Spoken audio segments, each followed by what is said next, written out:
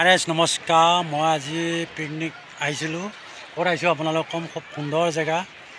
মই এইফালে যিমান পাৰোঁ দেখা পাইছোঁ। আজি আহিছোঁ মানে কি বেলেগ এটা জেগা, যিটো জেগা মই কৈ আছোঁ আপোনালোকে সেইবিলাক চাই থাকিব, যিবিলাক আমাৰ চিনাকি সেইবিলাক চাই থাকিব। খুব সুন্দৰ জেগা।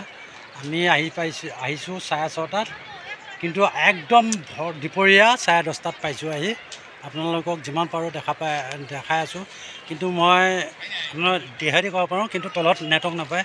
আপোনালোকে যদি কেতিয়াবা আহে, ওপৰত নেটৱৰ্ক পাব, ওপৰত উঠি আহিব। আপোনালোকে যদি কাৰোবাক ফোন কৰিবলগীয়া আছিলে, কাৰোবাক মেছেজ কৰিবলগীয়া আছিলে, আপোনালোকে জেগা বিচাৰি ওপৰত আহিব মন্দিৰত, তাত নেটৱৰ্ক পাব।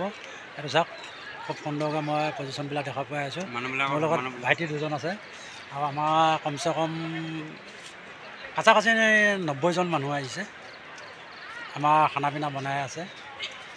একদম মাংস বেছি অনা নাই, 2টা খাহী, 50টা কি আছিলে মাছ, 50টা লোকেল মুৰ্গী 13টা।